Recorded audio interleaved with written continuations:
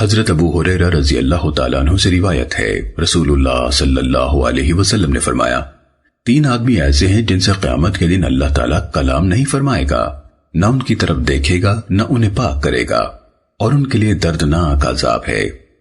ایک وہ آدمی جس کے پاس صحرا میں چشمے وغیرہ کا پانی اس کی ضرورت سے زائد ہے اور وہ مسافر کو اس کے استعمال سے منع کرتا ہے۔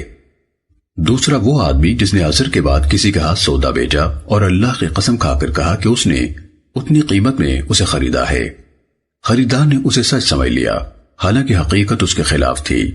اور تیسرا وہ آدمی جو کسی امام یعنی اسلامی حکمران کی بیعت کرتا ہے اور وہ صرف حصول دنیا کے لیے اس کی بیعت کرتا ہے، اگر امام اسے دنیا کا مال دے دے تو وفا کرتا ہے، اور اگر امام اسے دنیا کا مال نہ دے تو وہ بیعت پر قائم نہیں رہتا، یعنی امام کی اطاعت نہیں کرتا۔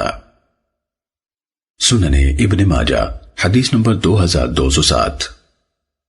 حضرت ابو ذر رضی اللہ تعالیٰ عنہ سے روایت ہے، نبی صلی اللہ علیہ وسلم نے فرمایا، 3 آدمیوں سے اللہ تعالیٰ قیامت کے دن کلام نہیں فرمائے گا، نہ ان کی طرف دیکھے گا، نہ انہیں پاک کرے گا، اور ان کے لیے دردناک عذاب ہے۔ میں نے عرض کیا، اے اللہ کے رسول، وہ کون ہیں؟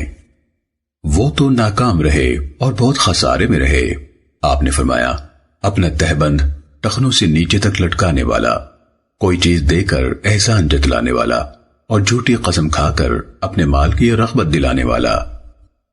سننے ابو قتادہ حارث بن ربیعی انصاری رضی اللہ تعالیٰ عنہ سے روایت ہے، رسول اللہ صلی اللہ علیہ وسلم نے فرمایا، فروخت کرتے وقت قسم کھانے سے اجتناب کرو، یہ سودے میں رغبت پیدا کرتی ہے، یعنی جس سے پہلے پہل سودا زیادہ بکتا ہے پھر برکت کو ختم کر دیتی ہے۔ سننے ابن ماجہ حدیث نمبر 2209۔